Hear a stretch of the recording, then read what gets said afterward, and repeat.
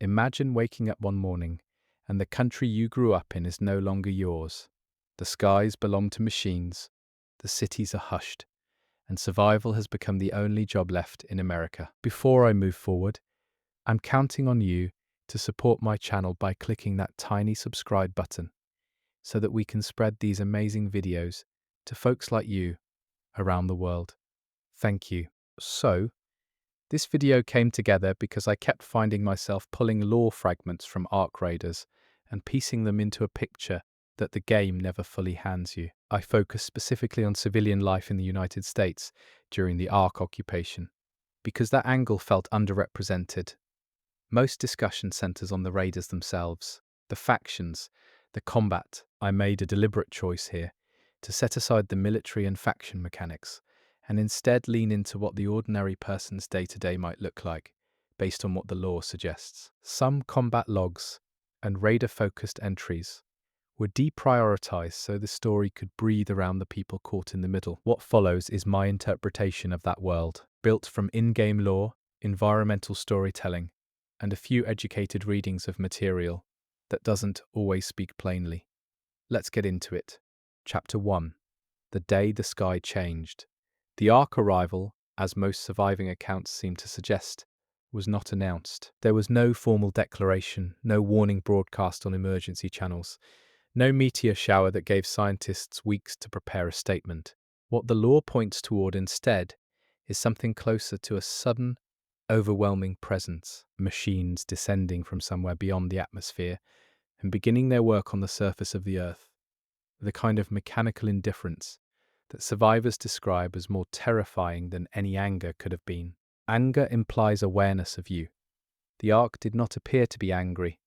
They appeared to be working. In the United States, specifically, the early hours of the Ark arrival seem to have been defined by confusion rather than panic. Panic came later. The first reports, that circulated through whatever communication networks were still functioning, described lights in the sky over multiple states simultaneously, which the lore suggests rules out any conventional explanation that people might have reached for in those first desperate minutes. It wasn't a military exercise. It wasn't a weather anomaly. The scale of what was appearing overhead made those explanations impossible almost immediately. The eastern seaboard, based on what the lore points toward, experienced the first major structural disruptions. Power grids failed in ways that utility workers would later describe in recovered notes as inconsistent with any known failure cascade. The Ark, or at least the machines associated with them, appear to have interacted with human infrastructure in ways that suggest either a deep familiarity with how it was built, or a complete disregard for it that produced the same results. Either interpretation is troubling in its own way.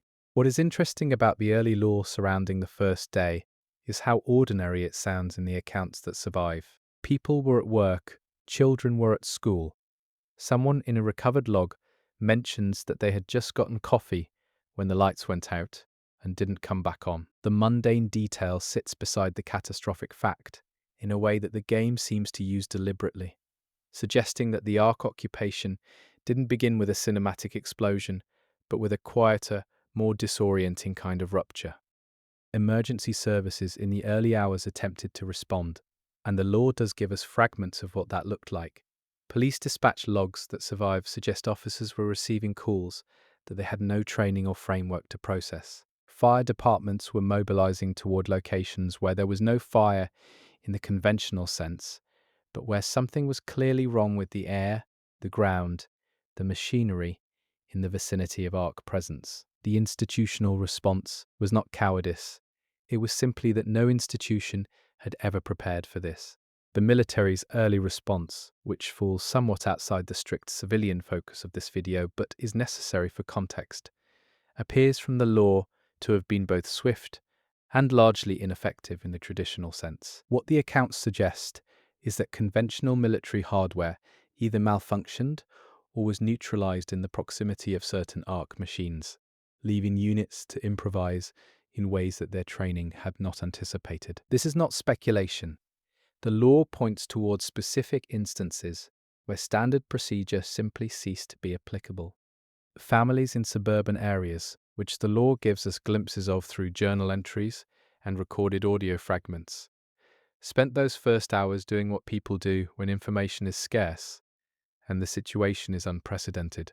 They gathered, neighbors who hadn't spoken in years, knocked on each other's doors. People who lived alone called everyone in their contact list until the cellular networks became unreliable. The social instinct seems to have reasserted itself almost immediately, which is one of the more quietly hopeful things the law suggests about human behavior under pressure. Grocery stores. The law hints were not immediately overwhelmed in the dramatic way that fiction often depicts. The accounts suggest a delay of several hours before people began moving en masse towards supply sources, partly because for those first hours most people genuinely did not know how long this was going to last. That uncertainty cut both ways. It kept some people calm because they expected normalcy to reassert itself. It made others, quietly and efficiently, begin preparing for something longer. The law surrounding rural America during the first day is particularly interesting because it diverges from the urban experience in ways that would become significant later. Farms that operated on older, less digitally integrated equipment continued to function for longer. People in areas with well water didn't lose access to it when the grid failed. The geography of American self-sufficiency, which had seemed like an anachronism in many ways, suddenly became relevant again in ways that the law suggests survivors would reflect on, with a complicated mixture of gratitude and grief. Children, predictably, are present in the law in a way that is handled with some care. The accounts don't dramatize their experience in the way that would feel manipulative. Instead, what the law points toward is something more specific. Children who were in school when the Ark arrived were kept there, in many cases, by teachers who made the reasonable decision that moving them was more dangerous than staying put. Some of those schools became the first informal community shelters, which is a pattern that would repeat and evolve over the months that followed. The question of what people understood in those first hours is one the law engages with indirectly, but consistently. The answer it seems to point toward is very little. Visuals were available to anyone who looked out a window or stepped outside. The machines were visible. The scale was apparent. The fact that this was not anything human-made was clear, but understanding in any deeper sense lagged far behind perception, as it often does when reality outpaces the frameworks people have for interpreting it. Communications infrastructure degraded at different rates in different regions, which the law suggests was not random. There are hints that ARC machines prioritize certain kinds of disruption, though whether this was strategic in any human sense of the word remains one of the genuinely open questions in the law. What seems clear is that by the end of the first day, most of the continental United States was operating with significantly reduced or absent access to broadcast media, internet, and reliable telephone service. The absence of information, the law suggests, was in some ways as destabilizing as the presence of ARC machines. When people couldn't confirm what was happening 10 miles away, imagination filled the gap. Rumors moved through neighborhoods the old way, person to person, and as always with rumors, they grew in the telling. By nightfall of the first day, some communities had heard reports of things that hadn't happened and were missing information about things that had. What the law does not do, to its credit, is flatten the American experience into a single response. The accounts it preserves suggest wildly different community reactions within the same time window. Some neighborhoods organized immediately and impressively. Others fractured along lines that had been present long before the Ark arrived. The occupation did not create American social divisions. It inherited them and then stress-tested them in ways that produced both the best and worst outcomes the law records. By the end of the first 24 hours, the shape of what was happening had become undeniable even to those who had spent the early hours hoping for a conventional explanation. The Ark were here. They were not leaving. They were not communicating. At least not in any way that human institutions knew how to receive or interpret.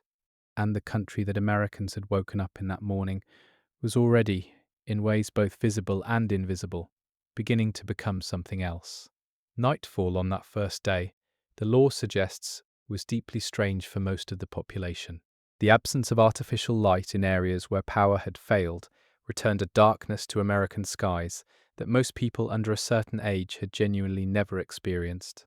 Stars were visible over cities for the first time in living memory for many residents. And among the stars, or seeming to move among them, were lights that were not stars and not planes, and not anything with a name that the people watching them could agree on.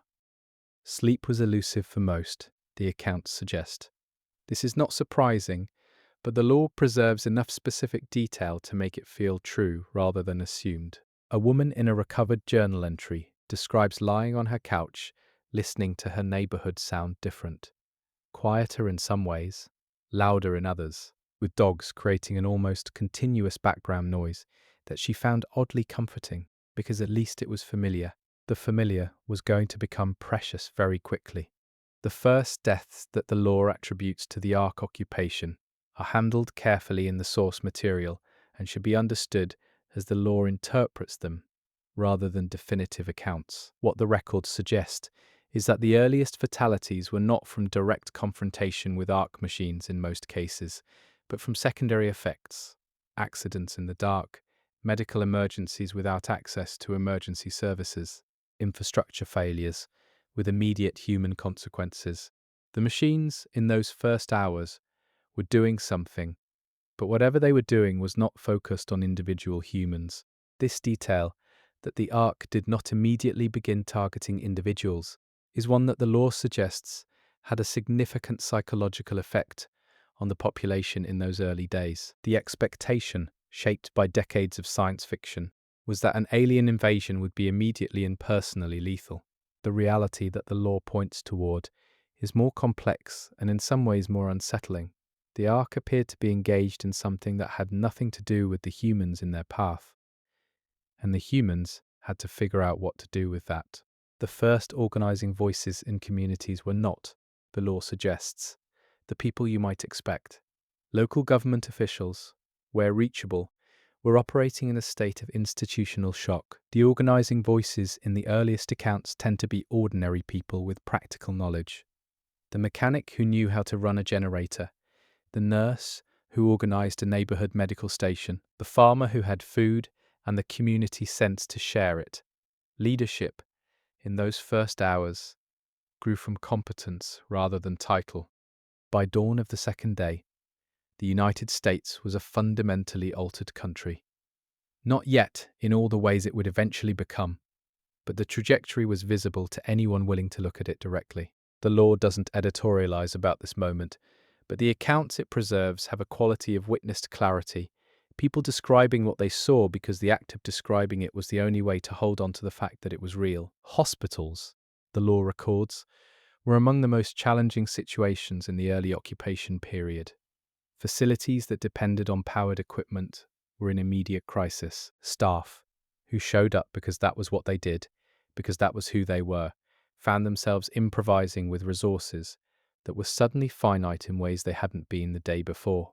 The law preserves accounts of extraordinary competence and care under those conditions, which sit alongside accounts of what happened when those resources ran out entirely, what the population needed in those first days. And what the law suggests it largely did not have was reliable information, not reassurance. The time for reassurance had passed almost immediately, but actual information about what the Ark machines were doing, where they were, what areas were more or less dangerous, and what any of that meant for how to survive. That information vacuum would shape everything that followed.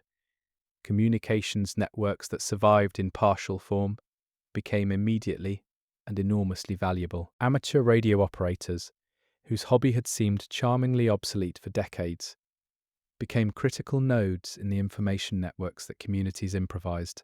The law gives us several accounts of these operators and what they heard and shared in those early days. And what's striking is how much of it was simply the human need to confirm that someone else was out there and experiencing the same reality. Water supply systems, the law suggests, varied enormously in how they responded to the initial disruption. Cities with gravity-fed reservoirs maintained service longer. Cities with pumping-dependent systems lost water pressure within hours of the power failures. The law records this with a kind of demographic precision that implies the people who survived in large numbers to leave these accounts paid close attention to infrastructure in a way that pre-ark life had not required of most of them. The psychological texture of those first days, as the law pieces it together from fragmented accounts, is something that doesn't reduce easily to any single emotional state. Grief was present, but deferred by immediate practical demands. Fear was present, but complicated by the strange absence of a clear, direct threat to engage with. What the accounts describe most consistently is a kind of heightened attention, people noticing everything, remembering things in unusual detail, moving through hours that felt simultaneously endless and terrifyingly fast. Children in these accounts appear repeatedly, and the law handles them with a specificity that feels honest. They ask questions that adults couldn't answer, which was sometimes devastating and sometimes clarifying. They adapted in ways that surprised their parents, finding games and routines in circumstances that seemed to preclude both. The law suggests that watching children continue to be children in the early occupation period was, for many adults, one of the primary anchors to functional behavior. Food, in those first days, was not yet the crisis it would become. Most households had enough. The problem the law points toward is a growing awareness that what was in the pantry was now a calculation rather than a convenience. People began rationing before they needed to, in many cases, which was both prudent and psychologically significant. It marked a shift in how people related to what they had, a shift from assumption to inventory. Pets appear in the law with a frequency that is worth noting. Dogs and cats are mentioned in enough accounts to suggest they played a real role in the early occupation experience, as company, as behavioral indicators, since animals often responded to ark presence in ways that served as early warning systems, and simply as living proof that ordinary life had not entirely evaporated. The law doesn't sentimentalize this, but it doesn't dismiss it either. The question of where to go, which the law suggests arose in almost every community within the first 48 hours, produced genuinely different answers in different places. Some people moved towards cities, reasoning that there would be more resources, more organization, more safety in numbers. Some people moved away from cities, reasoning that cities were targets and that open space meant options. Some people stayed exactly where they were because moving felt more dangerous than the known quantity of their current location. The law suggests all three strategies produced both successes and catastrophic failures. Government continuity efforts, which the law touches on without fully illuminating, appear to have had mixed results in the early period. Federal emergency protocols that had been designed for other categories of disaster were applied with whatever modifications seemed applicable, but the accounts suggest significant disconnect between formal emergency structures and the actual lived experience of communities on the ground. This is not a criticism the law seems to make explicitly. It's more of a structural observation embedded in the contrast between official accounts and civilian ones. By the end of the first week, the law suggests the United States had begun to stratify in ways that would deepen over the months that followed. Areas with particular geographic advantages, defensible positions, reliable water, existing agricultural capacity, were already becoming more organized and more viable. Areas without those advantages were already beginning to experience the kind of deterioration that would accelerate. The American identity, which had always been a complicated and contested concept, began doing something interesting in those first weeks. The law hints at this through the language people use to describe each other in accounts from that period. American, as a category, seemed to both matter more and mean less than it had before. More, because people were looking for common ground in an unprecedented situation. Less, because the situation respected none of the categories that American political life had been organized around. Religion, which the law engages with carefully and without editorializing, appears to have intensified for some and collapsed for others in the early occupation period.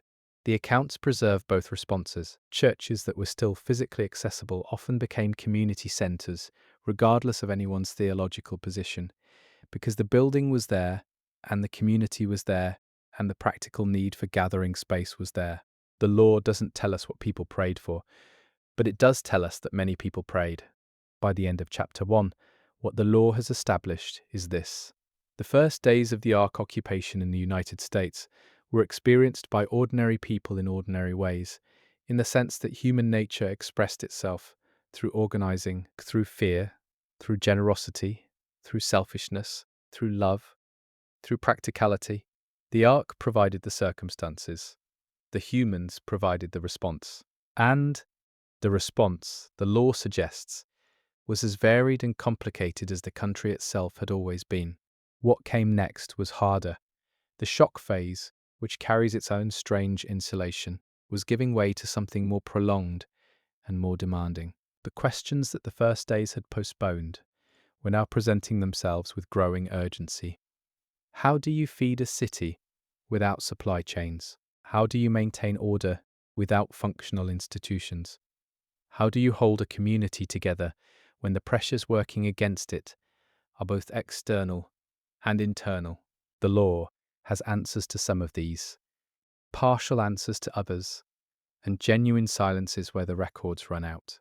One account that surfaces in the law from this early period, and that I find particularly useful as a way of grounding what the law is describing, is a handwritten note from someone in what appears to be a mid-sized Midwestern city.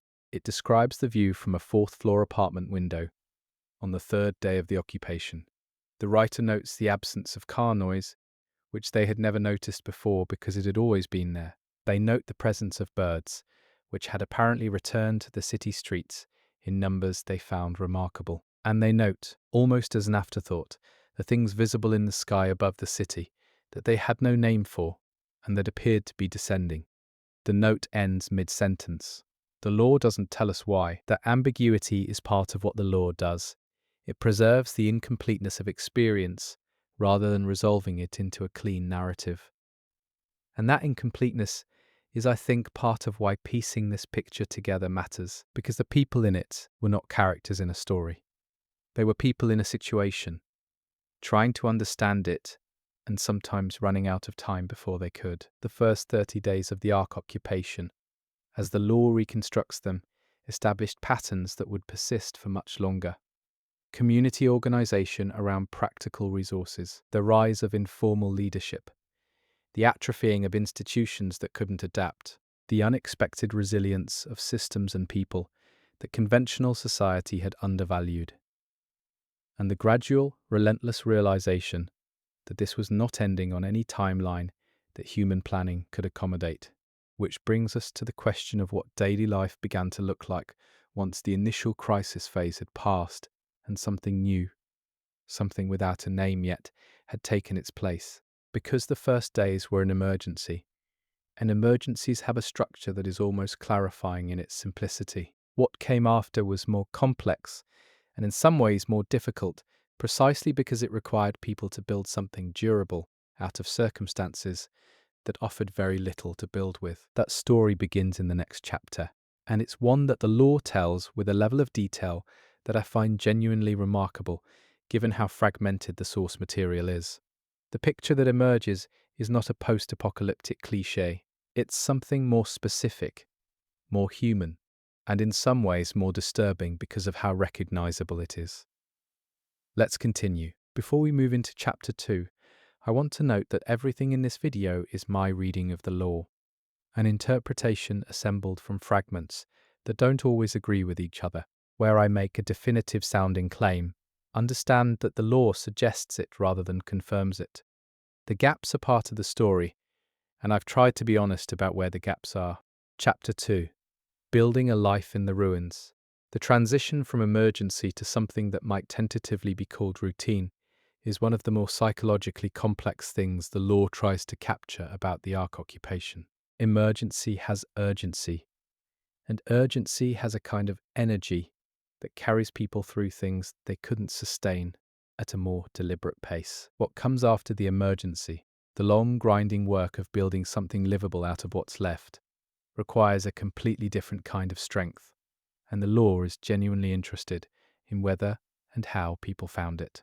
The communities that appear most frequently in the law from the early occupation period are not the largest cities or the most strategically significant locations. They are mid-sized settlements, small cities, large towns that had enough existing infrastructure to support survival without being so large that the organizational challenges became overwhelming. This selection effect in the surviving accounts is worth noting because it shapes the picture the law offers of what American life during the occupation looked like.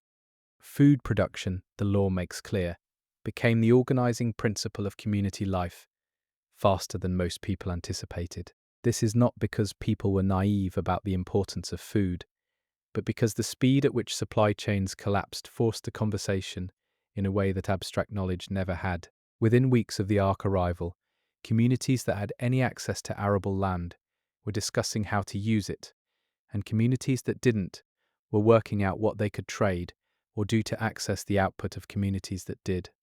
Urban agriculture, which had been a niche interest and occasional policy discussion in pre-Ark America, became immediately practical and widely practiced. The law gives us accounts of parks, parking lots, rooftops and vacant lots being converted to growing space, with a speed and social coordination that suggests people found the work meaningful as well as necessary. There is something in these accounts about the psychological value of growing things, of having a visible, tangible relationship with the process of producing food that the law doesn't explicitly analyze, but which comes through clearly in the tone of the accounts.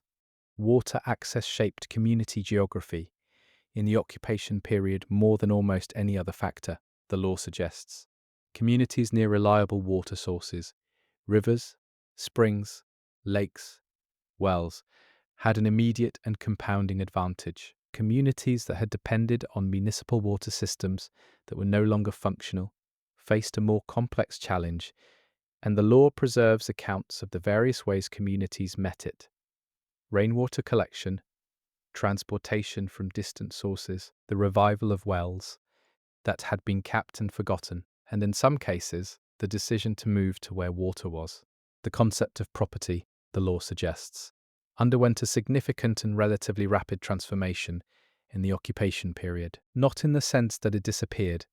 People maintained strong attachments to their homes and possessions, but in the sense that the practical demands of community survival created pressure toward a more fluid relationship with resources.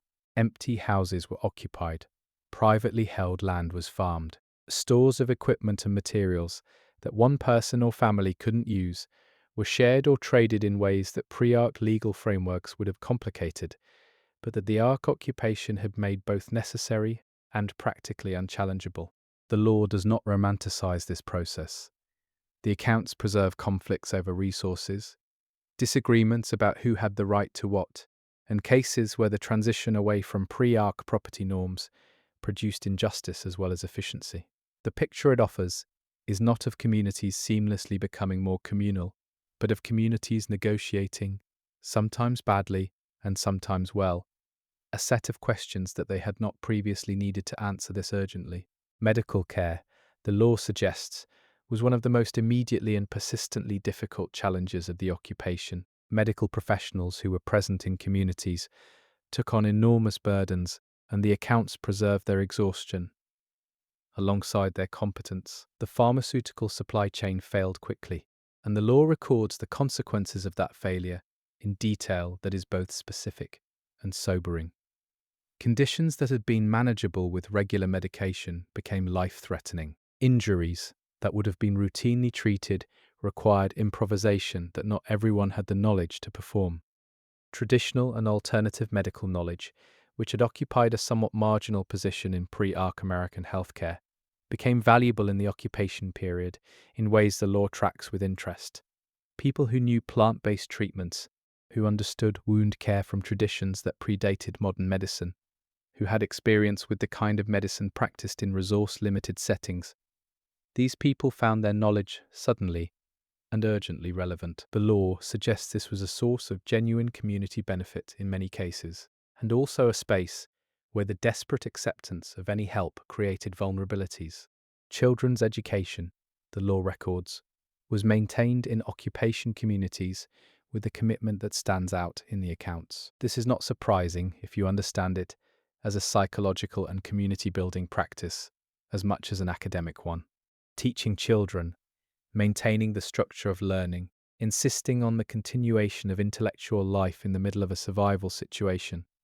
The law suggests this served functions that went beyond the content of any particular lesson. It was a claim about the future, a statement that there would be one, the curriculum that emerged in occupation communities, based on what the law suggests, was pragmatic in ways that pre-ARC education had not always been. Skills that had practical survival value, basic mechanics, agricultural knowledge, first aid, construction, preservation of food, were integrated with more traditional academic content in ways that the accounts describe with a mixture of practicality and quiet mourning for what had been normal.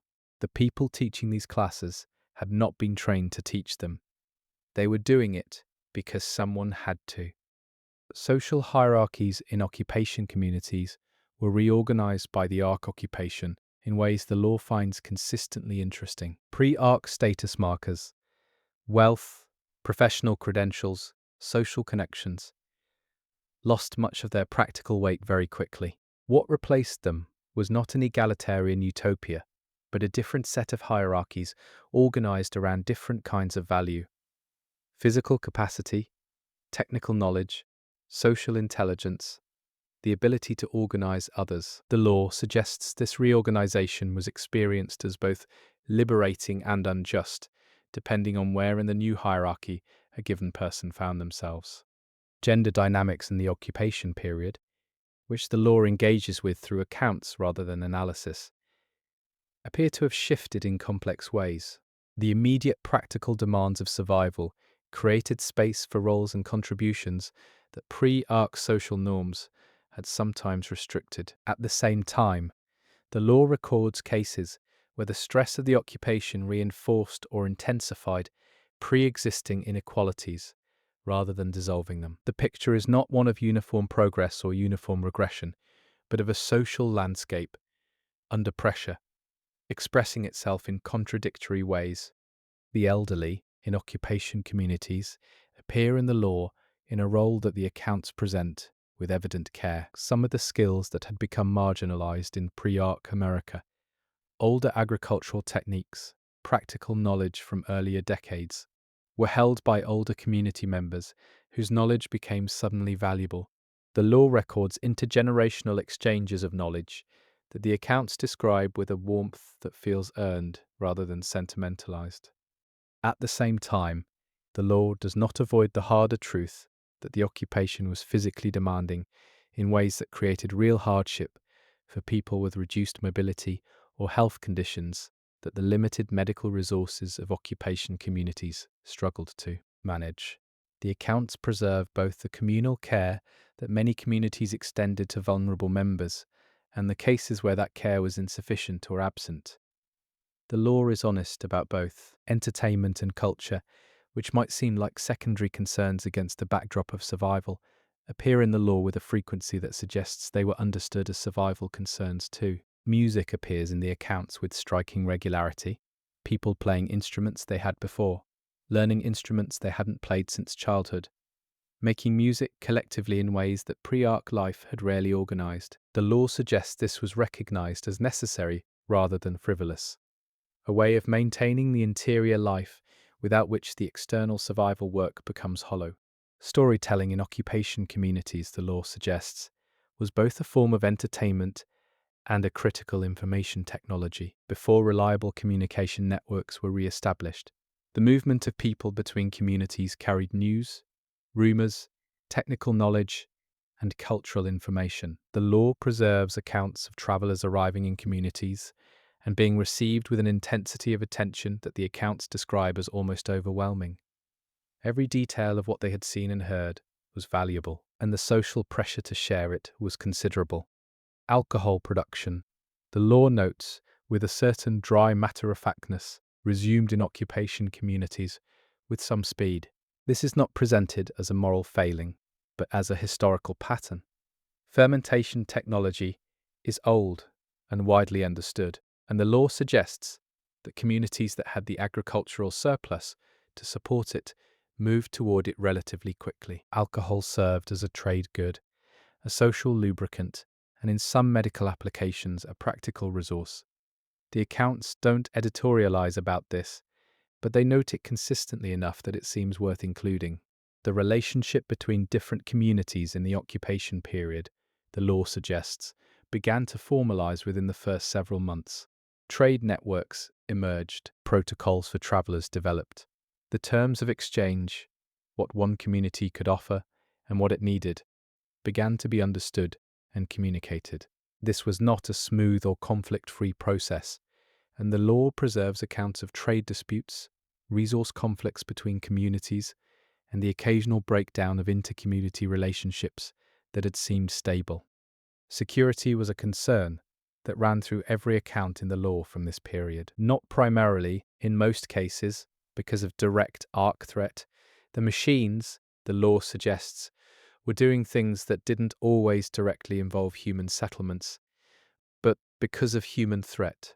The law is honest about the fact that the occupation created conditions in which some people chose predation over community, and that communities needed to develop responses to this reality. The responses the law records are varied. Some communities developed formal patrol and defense structures. Others relied on informal networks of mutual observation and warning. The accounts suggest that the most effective approaches were generally those that maintained community cohesion, rather than militarizing social life so thoroughly that the internal dynamics of the community became as threatening as the external ones. This balance, the law suggests, was genuinely difficult to maintain. The arc machines themselves, during this period, were present in ways that the law describes carefully because the relationship between the machines and human settlements was not uniform. Some areas had significant arc activity and experienced ongoing disruption. Others were in what the accounts describe as quiet zones, regions where arc machines passed through or operated at the margins, but didn't maintain the kind of sustained presence that made settled community life impossible. The law suggests communities in quiet zones develop differently from communities under direct arc pressure, and that both faced challenges the other didn't. Sleep, which might seem like too mundane a topic for the law to engage with, actually appears in the accounts in ways that illuminate the psychological texture of occupation life. The law records widespread sleep disruption, from the sounds arc machines made at night, from anxiety, from the physical demands of labor-intensive survival work, from grief that the business of the day postponed, but the night made present. The accounts describe people developing routines around sleep that were both practical and ritualistic, ways of marking the boundary between the day's demands and the body's need for rest. Children's play, which the law records with a specificity that suggests it mattered to the adults documenting it, adapted to the circumstances of the occupation in ways the accounts find remarkable. Games developed that incorporated the new reality. Children playing arc machines and raiders, developing imaginative frameworks for the world they were growing up in. The law suggests this was understood by the adults who observed it as a healthy sign, evidence that children were processing their experience rather than shutting down under it. The calendar, which had organized pre-arc life in ways so deeply embedded that most people barely noticed them, became less relevant in the occupation period in some respects and more relevant in others.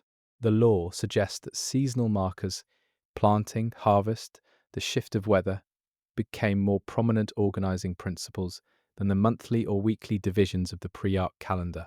Communities that maintained something like pre-arc timekeeping often did so deliberately, as a continuity practice, a way of maintaining connection to the world that had existed before. Religious and cultural observances, the law records, were maintained in occupation communities with a commitment that the accounts describe as both sincere and strategic. Holidays were kept or approximated with whatever resources were available. The law suggests these observances served a community bonding function that their organizers often explicitly recognized. They were a way of saying, collectively, that this community was something with a shared history and a shared future, not just a group of people who happened to be in the same place. Mental health, which had been a subject of growing social attention in pre-arc America, became something that occupation communities had to address with far fewer resources than had previously been available. The law records the consequences of this. Accounts of depression, anxiety, trauma responses, and grief that communities had limited capacity to support formally. What the accounts suggest is that communities that maintained strong social connection and meaningful purpose for their members had better mental health outcomes, which is not a surprising finding, but is one the law documents with specificity. The concept of home underwent a transformation in the occupation period that the law finds interesting. For many people, home was no longer a fixed address, but a set of relationships, the community they were part of, the people they were committed to, the shared practices and spaces that gave life structure. The law suggests this shift was experienced as loss for some and as unexpected discovery for others, and that it often existed in the same person as both simultaneously. Trade skills and manual competencies that had been declining in prevalence in pre-Arc America saw a significant revival in the occupation period.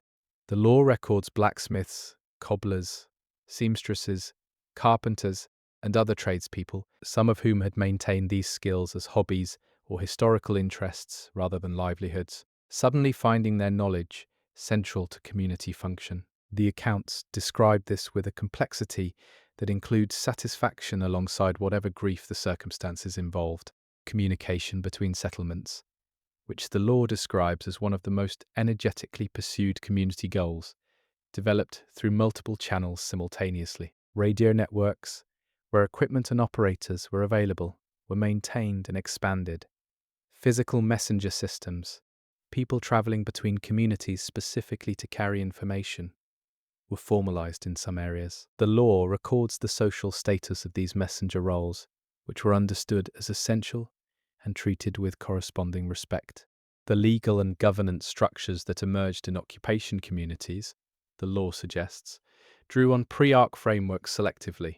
The underlying principles of many legal traditions, fairness, proportionality, the importance of community judgment, were maintained or adapted. The specific procedural and institutional forms were modified by necessity and by the practical demands of communities operating with far less administrative capacity than they had before. The accounts preserve these community governance experiments with enough detail to suggest their creators understood they were doing something that mattered. Art was made in the occupation period. The law records this because the people in it recorded it. Murals appeared on buildings. Stories were written and circulated. Music was composed, performed, and taught. Theatre groups formed in communities with enough stability in population to support them. The law doesn't treat this as surprising or inspirational in an easy way. It treats it as a fact about human beings, which is that they make art in almost any conditions that permit it. The physical landscape of American communities during the occupation, the law suggests, began to change visibly within the first year. Buildings were repurposed, new structures were built, with available materials in ways that reflected the changed priorities of the communities building them. The suburbs, which had been designed around car use and individual privacy, were adapted with varying success to the more collective and foot-mobile life of the occupation. The law gives us accounts of these adaptations that range from ingenious to heartbreaking.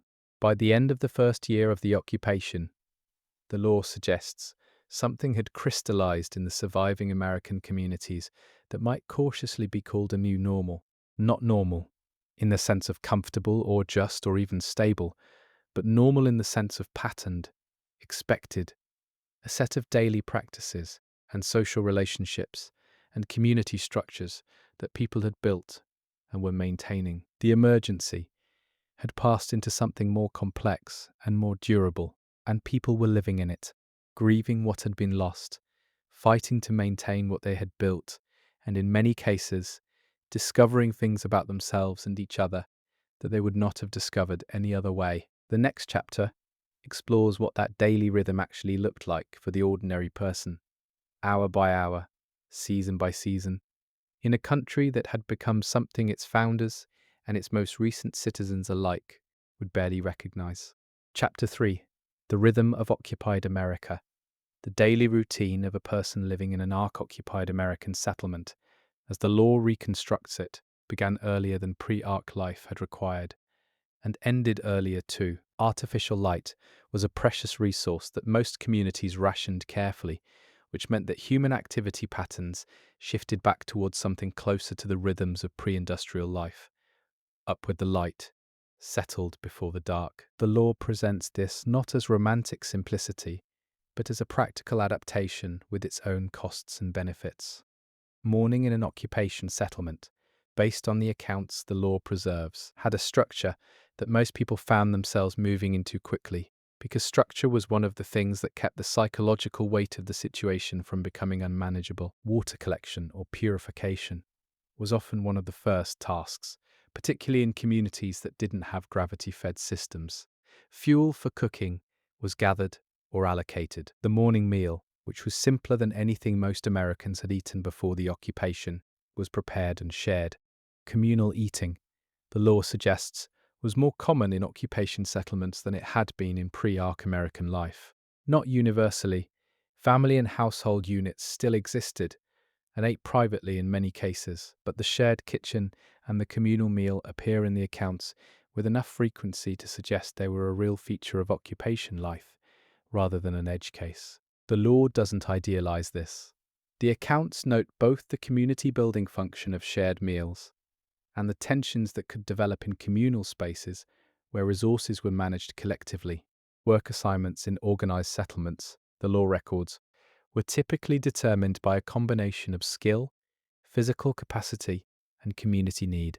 Agricultural work was the largest single category of organized labor in most settled communities, and it drew from virtually everyone who was physically capable. The law preserves accounts of professionals, lawyers, software engineers, financial analysts, who spent their occupation years doing agricultural labor and who found in these accounts a complicated mixture of meaning and loss. The pace of agricultural labor, which had been mediated by machinery in pre-Arc America, was more variable in the occupation period. Where machinery could be maintained and fueled, it was used. Where it couldn't, human and animal labor replaced it. The law records the revival of draft animal use with a specificity that suggests it was both significant and demanding. Caring for horses and oxen required knowledge and resources that not every community had, and the process of acquiring and maintaining those resources is documented in some detail. Specialization in occupation communities developed relatively quickly once the immediate crisis phase had passed. The law suggests that communities which allowed specialization, which freed skilled individuals to spend most of their time on the work they were best at, were more productive and more stable than communities that required total generalism from everyone. This is not a surprising finding, but the way the law documents the discovery of it, through the trial and error of actual communities figuring it out, is interesting. The midday period in occupation settlements was, the law suggests, often a time of reduced activity during the hottest months, a pattern more common in agricultural communities than in the climate-controlled environments most Americans had previously inhabited. The accounts describe this as both a practical adaptation to working in heat without the protection of air conditioning, and as a social time, a period for conversation, for rest, for the informal exchange of information and ideas that knits a community together. Children's days during the occupation period had a structure that the law records with evident interest. Schooling occupied morning hours in most organized settlements. Agricultural or practical work, scaled to age and capacity, occupied some afternoon hours. Play, which the accounts insist on recording, occupied the rest. The law suggests that communities that maintain this structure for children but protected childhood, even in reduced and modified form, saw better outcomes than communities that either demanded adult labor from children immediately or that failed to provide any structure at all. Trade and exchange happened throughout the day in occupied settlements, but the law suggests that market-like gatherings, scheduled times and places for the exchange of goods and services, developed in most communities within the first several months. These gatherings served both economic and social functions. They were where information was exchanged, where inter-community relationships were maintained, where the social fabric was continuously rewoven through the ordinary act of people dealing with each other. The afternoon hours in occupation settlements were the law suggests, often when the most technically demanding and specialized work happened, when the light was good, and when people had enough energy remaining from the morning's physical work to engage with tasks that required concentration. Repair work, construction, the maintenance of tools and equipment, the processing and preservation of food. These are the activities that fill the afternoon hours of the accounts the law preserves. Evening, as artificial light became expensive, was a time for community gathering in many settlements. The law records evening assemblies that served multiple functions: the sharing of information, the resolution of community disputes, the maintenance of morale through collective activity. Music appears in these evening accounts, with a frequency that suggests it was a regular feature of community life, rather than an occasional entertainment. The accounts describe people playing and listening with a quality of attention and gratitude that they themselves note was different from how music had been experienced before the occupation.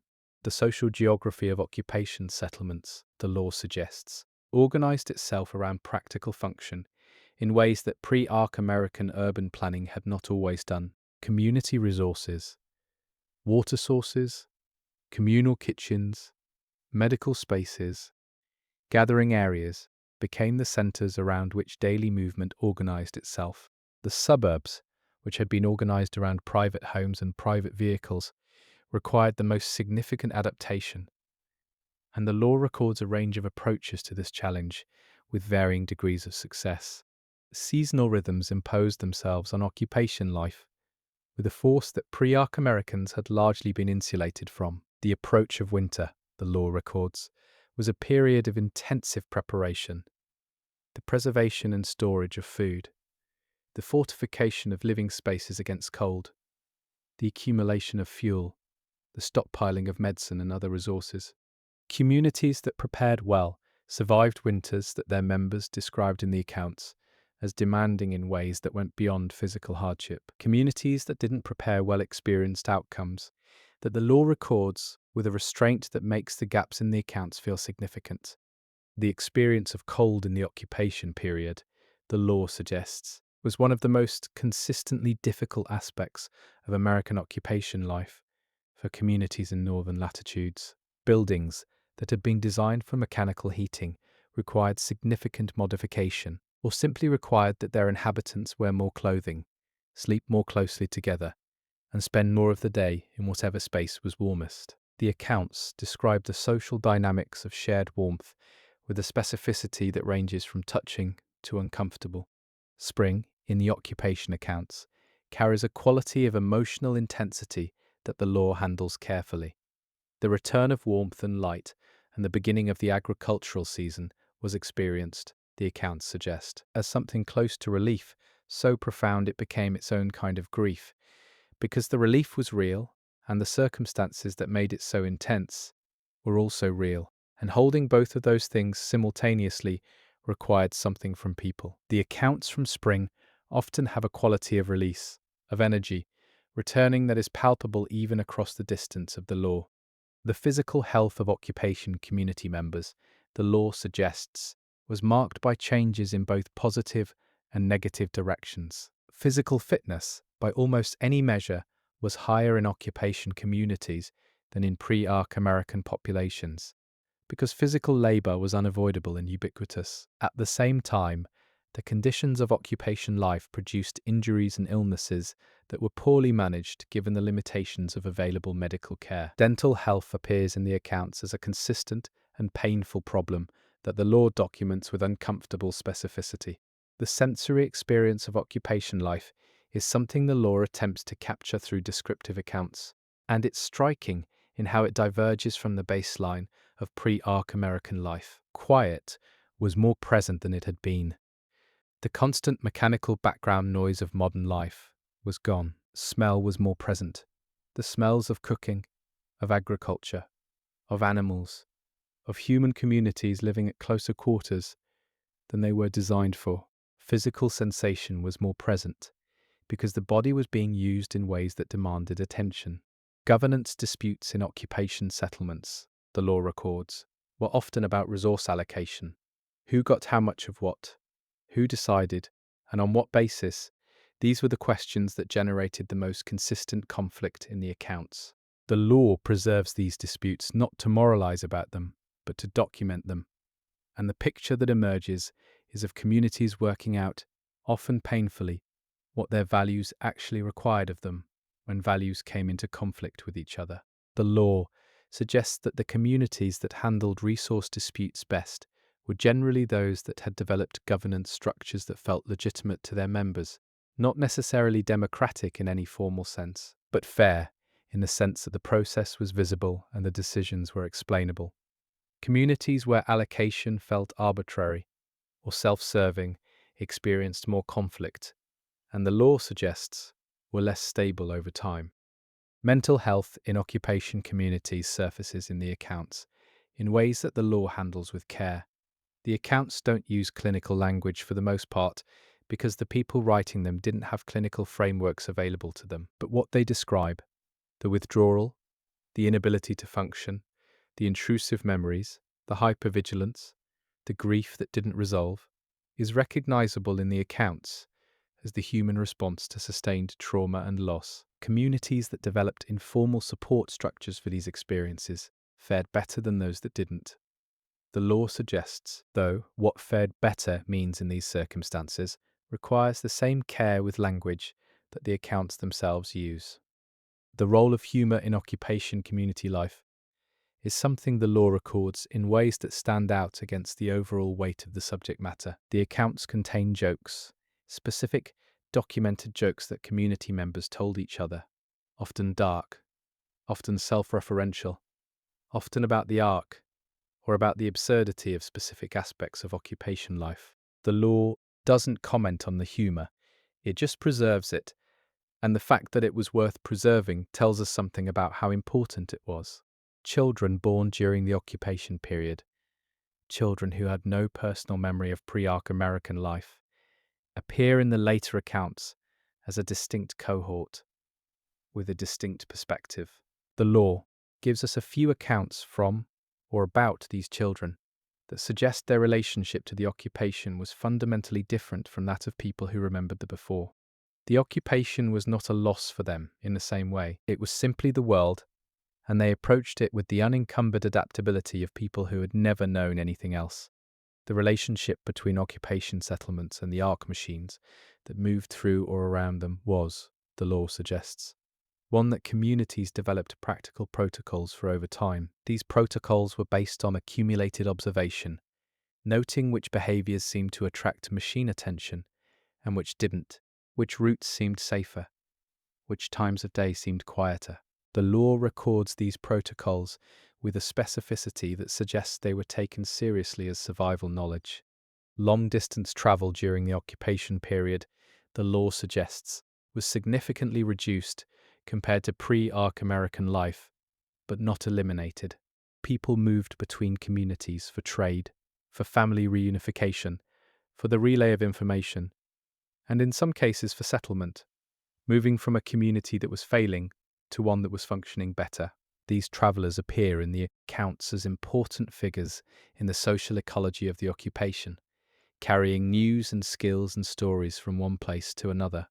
The concept of career, which had organised pre-Arc American identity in significant ways, was replaced in the occupation period by something more fluid and more practical. People did what needed to be done and what they were capable of doing, and the social recognition that came with this was organised around contribution rather than credential. The law suggests this was experienced as genuinely freeing by some people and as genuinely disorienting by others, and that both responses were understandable. Family structure in the occupation period, the law records, showed both continuity and significant change. Nuclear family units remained the primary social organisation for many people, but the pressures of survival created both new families, people forming bonds of commitment and mutual care in the occupation that were as real as any pre-Arc legal institution, and the dissolution of pre-Arc family structures that couldn't survive the demands of the circumstances. The law doesn't pass judgment on either development. The treatment of strangers in occupation communities, the law suggests, was one of the genuinely difficult, ongoing ethical questions of the period. Communities that were resource limited had real reasons to restrict access, and the accounts preserve the human cost of that restriction. The turned away families, the individuals who arrived at community edges in states of need and were not admitted. The law doesn't resolve this ethically. It presents it as the impossible problem it actually was. Music composition in the occupation period is documented in the law in ways that suggest it was both widespread and valued. Songs were written about the occupation, about specific events, about the ark, about loss, about community, about hope. The law doesn't give us the lyrics, or if it does, I'm working from accounts that describe the songs rather than the songs themselves. But the accounts describe them with enough specificity to make their emotional function clear. They were doing work. They were making the experience nameable. By the middle years of the occupation, the law suggests American communities had developed something that can be described carefully and without romanticism as culture, not a new culture entirely divorced from what had come before. The accounts make clear how much of pre-Ark American culture was maintained, adapted, and cherished, but something that was also specifically its own thing, a culture that had grown from specific circumstances, that was marked by them, that reflected what the people in those circumstances had learned and made and lost and built. The physical marks of the occupation on the American landscape, which the law describes through the accounts of people who moved through it, were becoming established by the middle years. Abandoned sections of cities that had been depopulated, the edges of settlements, where agriculture had replaced pavement, the new structures built by occupation communities that mixed materials and styles in ways that reflected the improvised nature of their construction. The signs, literal and metaphorical, of a landscape in transition between what it had been and what it was becoming. Communication networks that had been improvised in the early occupation period were by the middle years something more organized and deliberate. The law records the development of what might be described as an informal communications infrastructure, maintained by communities collectively, serving the movement of information between settlements, and increasingly sophisticated in its reach and reliability. The people who maintained this infrastructure understood its importance, and the accounts describe their work with the seriousness it deserved. The question of what to do about the Ark, not just how to survive around them, but whether it was possible to do more than survive, was, the law suggests, present in American communities throughout the occupation period. The accounts don't pretend that people were passively accepting their situation. They record the debates, the plans that were made and sometimes attempted, the range of perspectives on what was possible and what was worth the risk. This is the dimension of the law that connects civilian life to the raider phenomenon, which will receive more detailed treatment in a later chapter. Daily life in occupied America, as the law presents it over the full arc of the occupation period, was both more and less than the words usually used to describe catastrophe might suggest.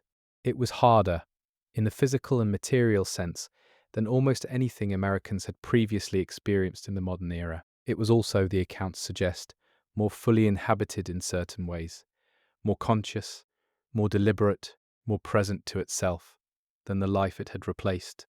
The law doesn't offer this as compensation, but it does offer it as a true thing, documented by people who experienced it, which is perhaps enough. Chapter 4. What the Ark actually did to America.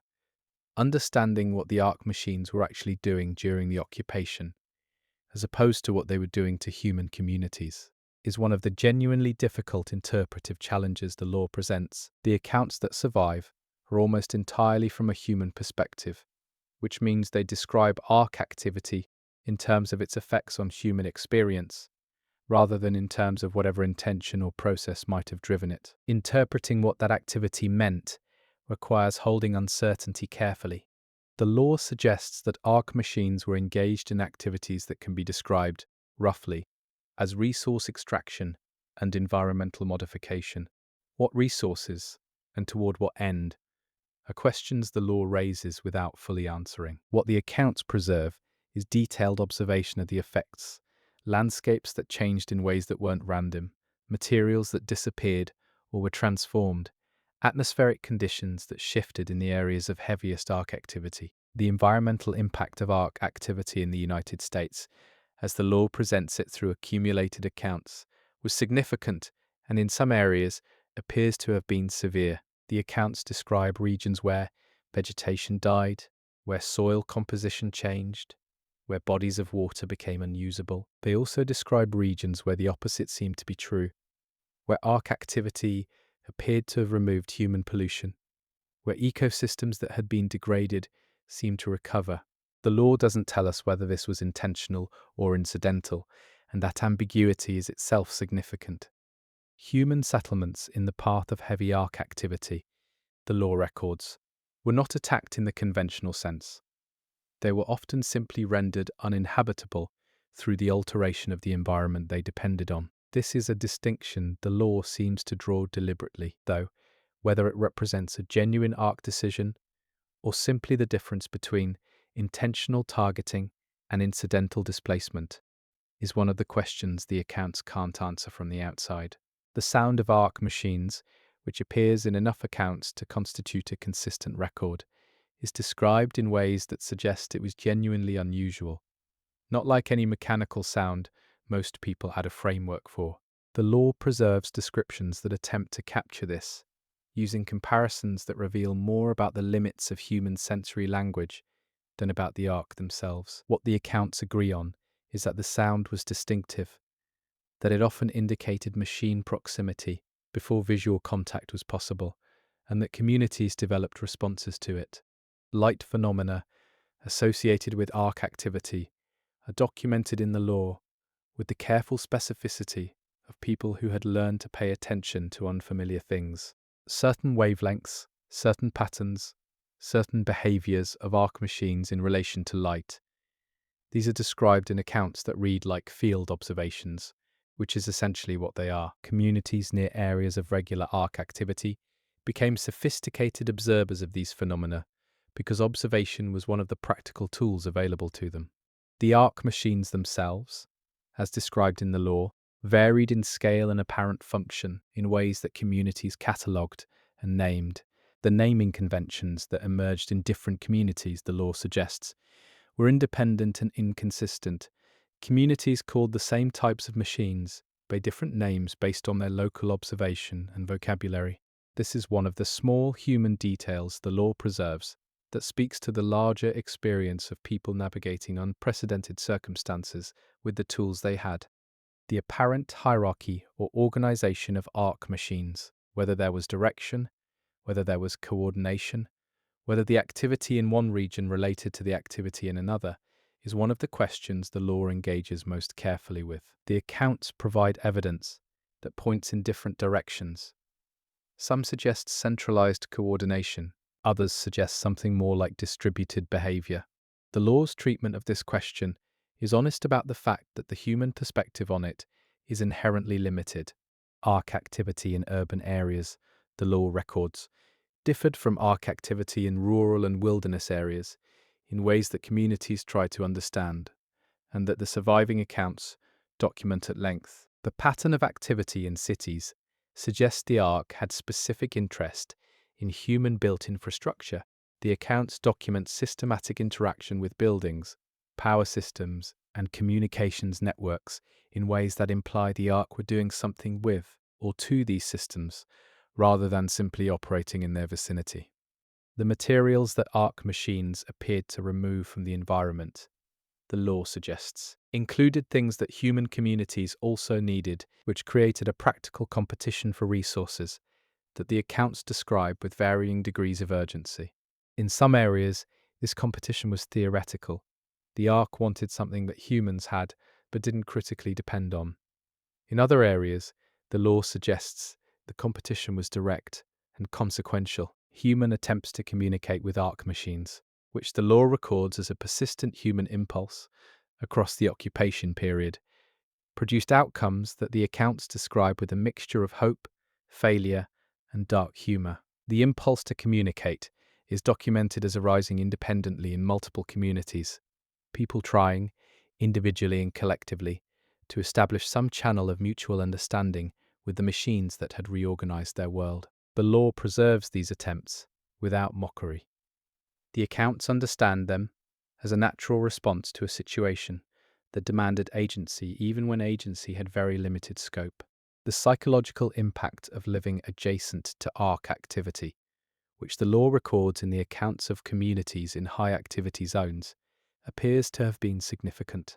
The accounts describe a quality of chronic stress that was distinct from acute fear, not the intense alertness of immediate danger, but the grinding weight of ongoing proximity to something vast and indifferent that could at any moment become directly threatening. The law handles this experience with some care, preserving its texture without dramatizing it.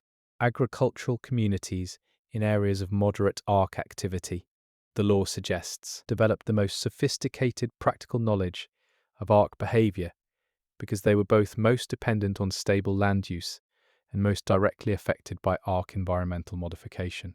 The accounts from these communities read, in places like field reports on arc behavior, careful, detailed, organized observations of machine activity patterns that communities use to plan their work around arc presence. The seasonal or cyclical patterns of arc activity, which the law suggests some communities began to identify after months of systematic observation, are presented carefully in the accounts as patterns rather than confirmed cycles. The observers were appropriately uncertain about whether what they were seeing represented genuine regularity in arc behavior or confirmation bias in human interpretation. The law preserves this epistemic caution, which is one of the things that makes the accounts valuable. Children who grew up in communities adjacent to regular arc activity, the law suggests, developed a relationship with arc presence that differed from that of adults who remembered the pre-arc baseline. The accounts from communities with established young populations note that children of the occupation often treated arc machine presence with a wariness that was appropriate and practical, but that was different from the fear that adults who remembered the arrival typically felt. The familiarity of the familiar, even when the familiar is extraordinary, operates on its own terms. The question of whether arc activity in the United States was coordinated with arc activity elsewhere in the world, whether this was a global phenomenon organized toward a single goal, appears in the law as a persistent and unresolved question in occupation communities. The information available to most communities was far too localized to answer it. The accounts record speculation, theory, rumored intelligence from travelers who claimed to have information from other regions, and a general uncertainty that the law honestly reflects infrastructure that the arc machines appeared to preserve rather than disrupt, which the law notes was not a universal experience, but was documented in specific contexts, is one of the more interesting and ambiguous details the accounts preserve. In some areas, the law suggests specific kinds of human infrastructure continued to function under or around arc presence in ways that imply either that the arc found them useful or that their survival was incidental. The accounts can't determine which, and the law is honest about that.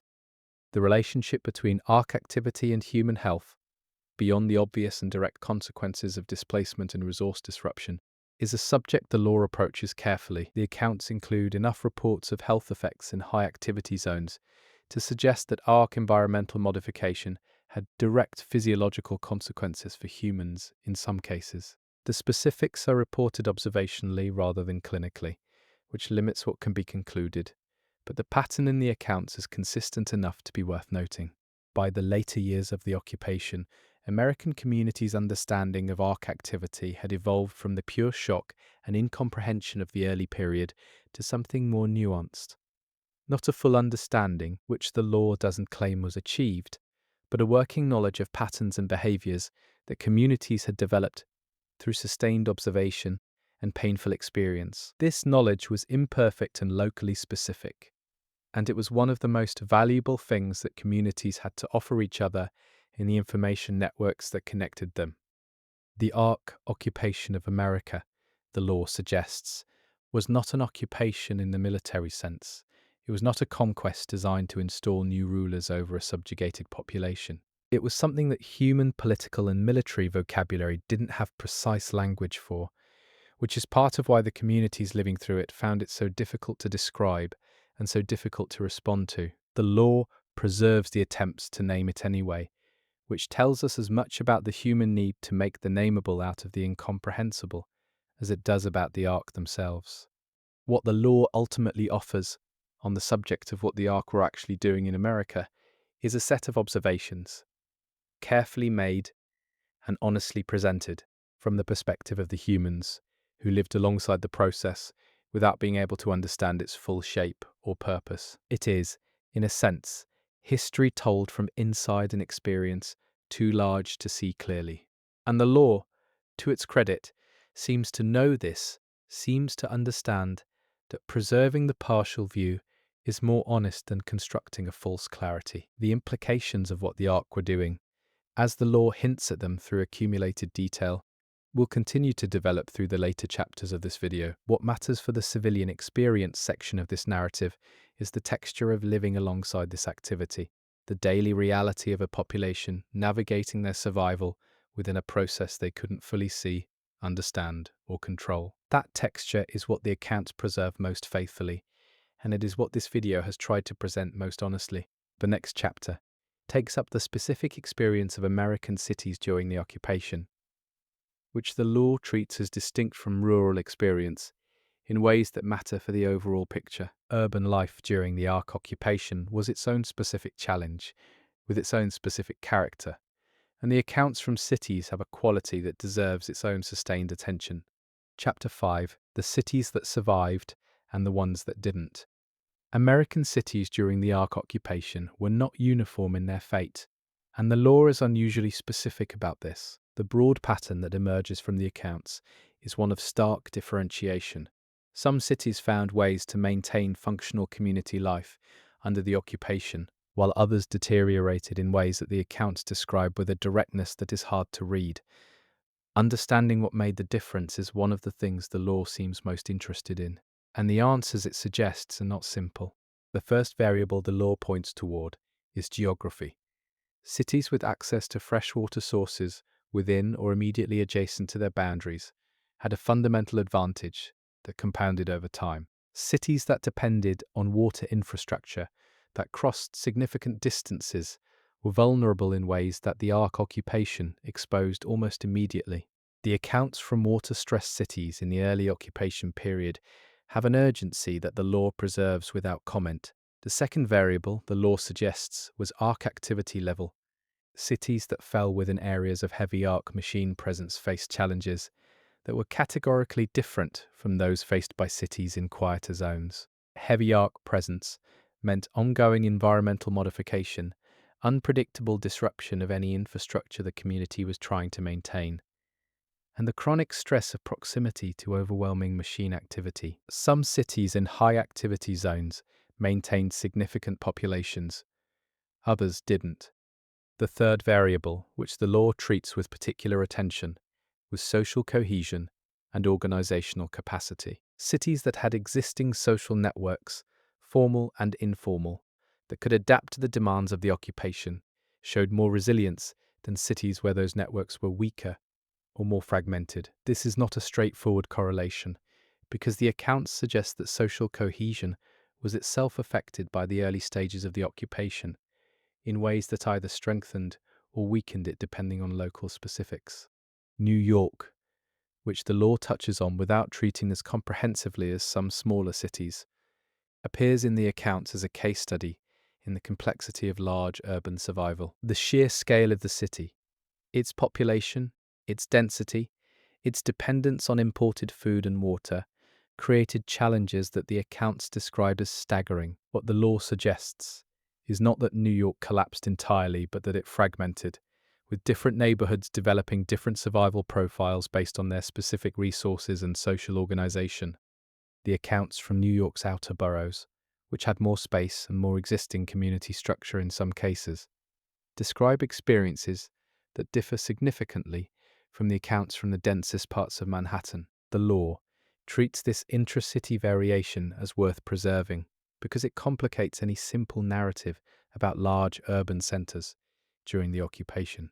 The city was many places, and those places had different stories. Smaller cities, the law suggests, often demonstrated more coherent adaptation than the largest metropolitan areas, partly because of scale. It is easier to organize a community of tens of thousands than one of millions, and partly because some smaller cities had existing industrial or agricultural infrastructure that larger cities had long since paved over. The accounts from these smaller cities have a quality of community problem solving that is one of the more functional stories the law tells. The phenomenon of city consolidation, the process by which populations from surrounding areas moved into a surviving city's orbit, is documented in the law as both a resource and a challenge. More people meant more labour, more skills, more social diversity. It also meant more mouths to feed and more social complexity to manage. And the accounts record the tensions this created in communities that were already operating near their limits. Cities near coasts faced a specific additional challenge that the law notes in the accounts: the loss of what had been significant portions of their economic and social geography. Port infrastructure that depended on global trade was immediately obsolete. Coastal communities that had been organized around maritime commerce were reorganizing around agricultural production instead, and the accounts described this reorganization with an attention to the human cost of the transition. The Midwest, which the law gives considerable attention to in the city-level accounts, appears as a region where some of the more successful occupation-era urban communities developed. The agricultural capacity of the surrounding region, the relative geographic distance from the heaviest arc activity in some areas, and the existing civic culture of many Midwestern cities are factors the law suggests contributed to this. The accounts from Midwestern occupation cities have a different character from those in other regions, more organized in some respects, more internally conflicted in others. Chicago, which the law mentions in several accounts, presents as a case where the city's size and geographic advantages were in tension with the organizational challenges of a population that large. The accounts from Chicago suggest a city that maintains significant function in some districts while experiencing significant deterioration in others, a pattern consistent with the broader picture of large American cities during the occupation. The role of university cities in the occupation period is something the law finds particularly interesting. Cities that contained major research institutions had concentrations of specific kinds of knowledge, scientific, technical, medical, that proved valuable in the occupation.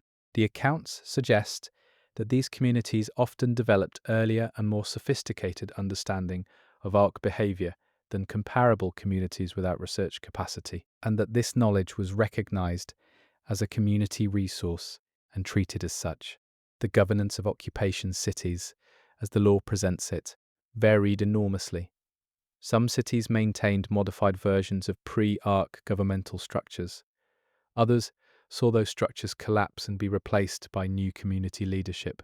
Some experienced periods of contested authority, multiple groups claiming governance legitimacy, and the community having to work out, sometimes painfully, how to resolve that contest. The law preserves examples of all these patterns, without suggesting that any one was universally better. The inner city experience in the occupation period is something the law addresses through accounts that are worth examining carefully. Communities that had been underserved by pre-arc American infrastructure, that had the least cushion going into the occupation in terms of financial and physical resources, were in some ways better prepared than communities with more to lose, because they had more existing experience with resource limitation and mutual aid. The accounts from these communities suggest a complexity that defies simple narratives about who was more or less vulnerable. At the same time, the law records clearly that pre-existing resource disparities did not simply even out under the occupation. Communities with more resources going in generally had more capacity to maintain stability, and the early losses fell disproportionately on those who were already marginal. The law is honest about this, without making it the whole story, because the whole story is genuinely more complicated. Suburban communities that had been designed for car-centric living faced a particular kind of challenge that the law addresses through accounts of the adaptation process. The spatial organization of American suburbs, low density, separated uses, designed for individual vehicle travel, was poorly suited to the collective footmobile life of the occupation. The accounts describe communities renegotiating their physical geography with a level of communal action that the pre-arc suburban ethos had not typically included. Some suburban communities, the law suggests, were remarkably successful at this adaptation. The single-family house on its lot, once reorganized and repurposed, could support small agricultural operations. Suburban parks and golf courses became community farms in many accounts. The spatial generosity of suburban design, the fact that there was simply a lot of land per person, created agricultural potential that denser urban areas didn't have. The accounts that document this adaptation have a problem-solving quality that the law seems to find worth preserving. The cities that didn't make it, the urban areas that the law marks as having deteriorated beyond the point of sustainable community life during the occupation, appear in the accounts as presences and absences simultaneously. People who had been there describe what they saw before they left. People who passed through the edges of these areas describe what remained. The law doesn't dwell on these accounts in ways that feel exploitative, but it preserves them because they are part of the picture. The specific reasons for a city's failure, where the law provides enough information to assess them, tend to cluster around the same factors: water access failure, overwhelming arc activity, social fragmentation that prevented collective problem solving, and in some cases, the specific bad luck of early events that set off deteriorating spirals that could not be reversed. The law doesn't treat these failures as inevitable or as deserved. It treats them as outcomes of circumstances that were, in every case, the result of more than any one factor. Refugee movement in the city context, which the law documents extensively, is one of the major stories of the occupation period. People moving from failing cities to more stable communities, from high-arc activity areas to quieter zones, from areas of social conflict to areas of relative order. The scale of population movement that the accounts describe is significant, and its effects on both the communities people left and the communities they arrived at are documented with enough specificity to be instructive. The communities that received large numbers of refugees, the law suggests, faced challenges that mirror, in compressed form, the broader challenges of the occupation: resource pressure, social integration, governance, of a larger and more diverse population than had previously existed. The accounts from receiving communities are honest about the difficulty, and also honest about the cases where the additional population strengthened rather than strained the community. The concept of the safe city, a place that was reliably better to be in than the surrounding territory, appears in the law as something that communities worked actively to create and maintain, because the existence of a safer place to be was both practically important and psychologically significant. People need to believe that going somewhere will help, that movement towards safety is possible. The law records this need and the communities that tried to meet it. The physical transformation of cities in the occupation period is something the law documents through accounts of people returning to or passing through places they knew before the occupation. The descriptions they offer of the specific ways familiar places had changed have a quality of witnessed detail that is one of the strongest arguments for the value of this kind of fragmented personal account over any attempt at comprehensive description. The specific always carries more weight than the general when the subject is loss. Art in the cities of the occupation period is documented in the law in ways that concentrate in the accounts from the more stable urban communities. Murals appear in the accounts as significant and deliberate community expressions, not incidental decorations, but intentional statements about who a community was and what it valued. The law records specific murals described in the accounts with enough detail to suggest the writers understood they were documenting something that mattered and might not last. The future of American cities, as the law hints at it through the later accounts, is one of the genuinely open questions in the narrative. Some cities appear to be developing trajectories towards stability and even growth. Others appear to be in gradual decline. The law doesn't resolve this because the source material doesn't resolve it. It ends where it ends, in the middle of a process that was still unfolding. And that incompleteness is, as I've suggested throughout this video, part of what the law actually is. Chapter 6: The Raiders, the Resistance, and What Ordinary People Thought. The raiders, the operatives who go into ARC-controlled territory to extract resources and information, occupy a specific position in the civilian law of the occupation that is worth examining carefully.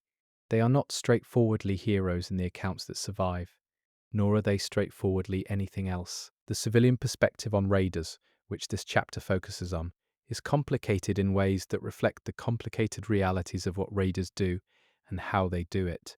The most consistent thing the civilian accounts say about raiders is that they were necessary. This is not an enthusiastic endorsement. The law preserves enough ambivalence about raiders in civilian accounts to make clear that necessity and approval are different things. But the acknowledgement of necessity is consistent across enough accounts to represent something real about how occupied American communities related to the people who operated in ARC territory on their behalf. What raiders brought back from ARC territory, the law suggests, included materials that occupation communities couldn't produce or access any other way. Medical supplies, electronic components, specific materials for which there was no substitute, information about ARC activity patterns and behaviors.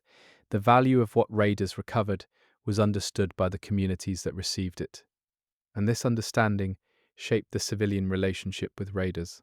The personal accounts of raiders in the civilian law are fewer than the civilian accounts of raiders, but they exist, and what they suggest about the experience of raider operations is worth examining here because it illuminates how ordinary people understood the risk that raiders were taking. The law points toward an experience of ARC territory that is both dangerous in measurable ways, the machines, the environment, the physical demands, and dangerous in less measurable ways that the accounts struggle to articulate but consistently try.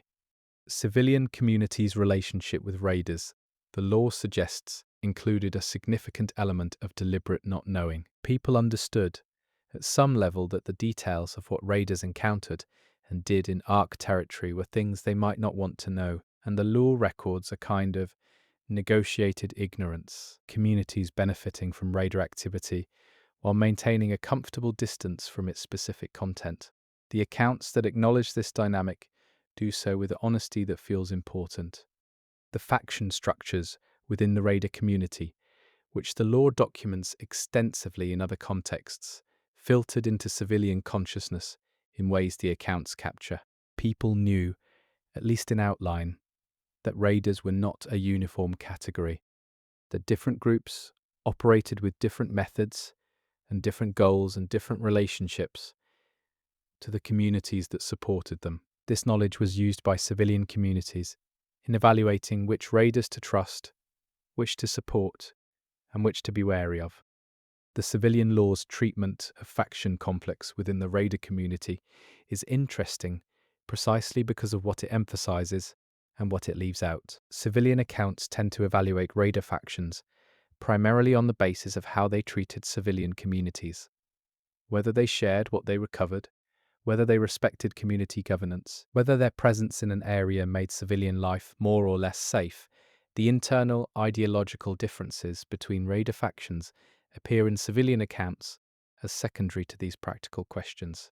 The question of who becomes a raider, which the law addresses through both raider accounts and civilian accounts, is one that the civilian perspective handles with particular complexity. The occupational profile that emerges from civilian accounts of who went into ARC territory is not a simple one. Former military, former emergency workers, people with specific technical skills, people driven by ideological commitment, people driven by the material rewards. The civilian accounts preserve all of these and don't resolve them into a single type. Young people in occupation communities who are drawn to raider activity appear in the civilian accounts as a source of both pride and grief for their communities. The law records the specific social dynamics of a community losing young members to dangerous work. The honor attached to this choice, the practical resources it might bring, the probability of loss that the community was simultaneously acknowledging and trying not to dwell on. The civilian experience of waiting for raiders to return is documented in the law with a specificity that is emotionally concentrated. The accounts describe the community relationship with absence, with the empty bunk, the unmade commitment, the person who is somewhere in Ark territory doing something that the community has chosen not to ask too much about. These accounts have a quality that I find among the most affecting in the law. The treatment of raiders who returned, changed from occupation communities varied, the law suggests, based on what they brought back and what state they returned in. Raiders who came back with significant resources were received differently from those who came back empty-handed. Raiders who came back injured, physically or otherwise, placed demands on communities that were already resource limited. The accounts preserve the community negotiations around these realities, without pretending they were simple or always resolved with generosity. The political thought of ordinary Americans during the occupation period, as the law captures it through civilian accounts, shows a diversity that the extreme conditions of the occupation couldn't simplify.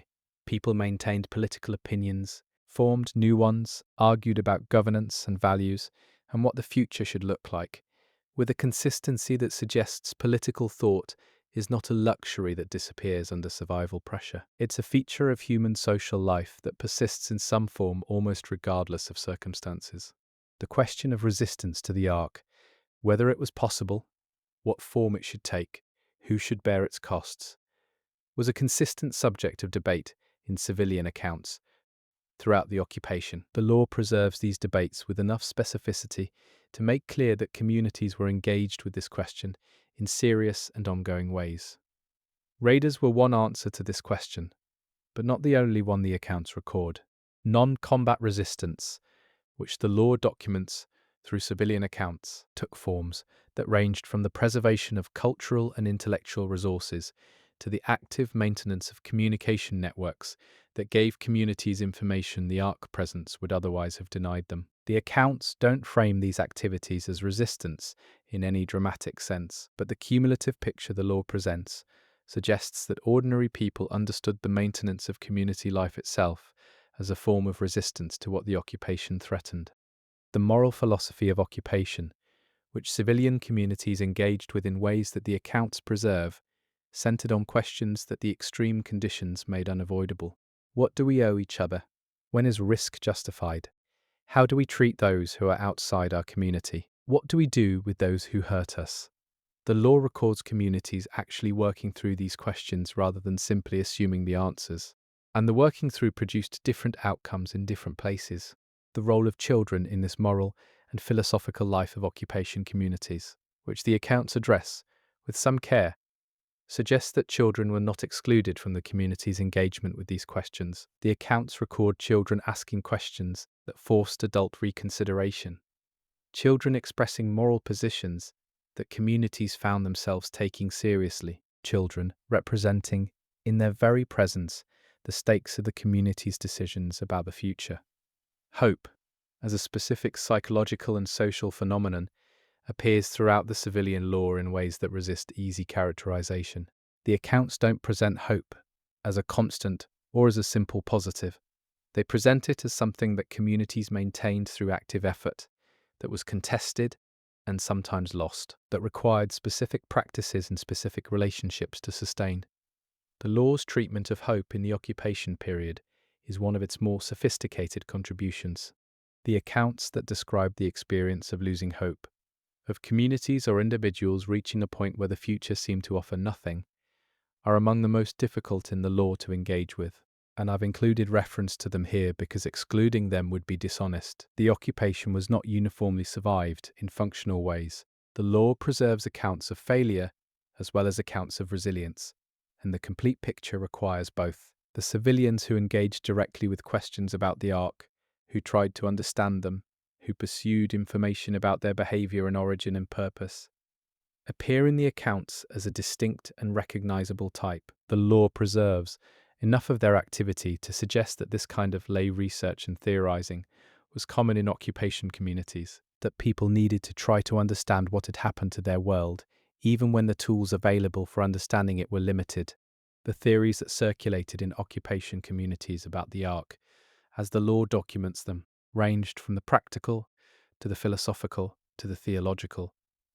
The accounts preserve these without ranking them by accuracy or sophistication. What matters for the civilian law is that people were thinking, that the occupation didn't silence inquiry, that even in conditions of extreme practical demand, the human habit of trying to understand was maintained. By the later accounts in this section of the law, something that might be cautiously described as a civilian occupation culture has emerged.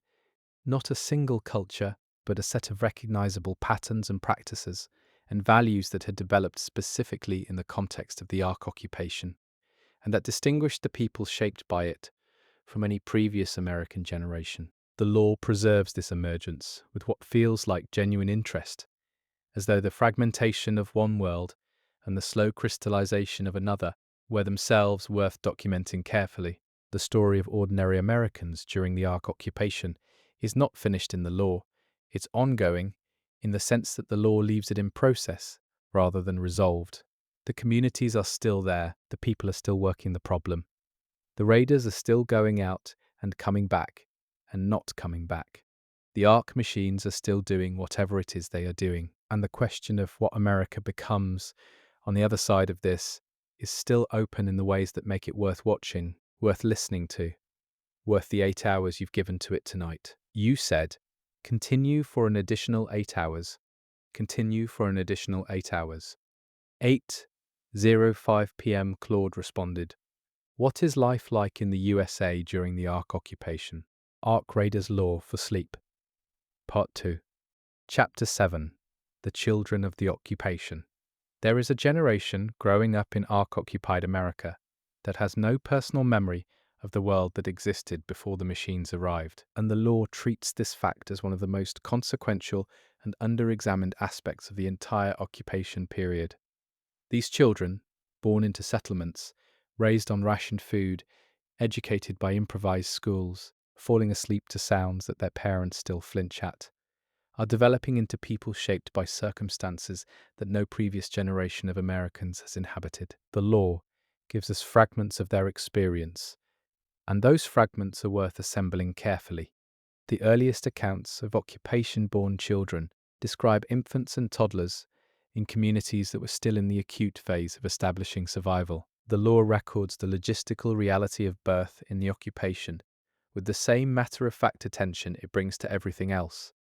Midwives who stepped into roles that obstetric medicine had previously occupied, communities that organized resources around the arrival of new members, mothers navigating pregnancy without the prenatal infrastructure that pre-Ark American healthcare had provided. The accounts are specific enough to be difficult and honest enough to be valuable. Childhood illness was one of the most consistently painful realities documented in the civilian law, and the accounts from communities in the Middle Occupation period address it with a directness that suggests the people writing them understood that honesty about this was a form of respect for what families had endured. Vaccines that had been routine in pre-Ark America became unavailable or available only intermittently in many communities. The diseases that vaccines had controlled reasserted themselves, and the law records the community response to this with the specificity of people who had learned from painful experience. What needed to be documented?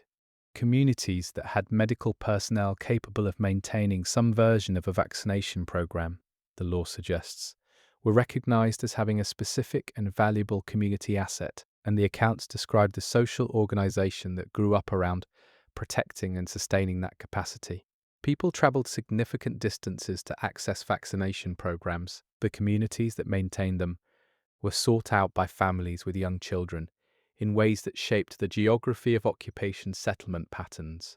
The educational life of occupation children is documented in the law with a richness that reflects how much the communities around them cared about it. Schools in occupation settlements were rarely the purpose-built institutions of pre-Ark American life, but they were schools in every meaningful sense.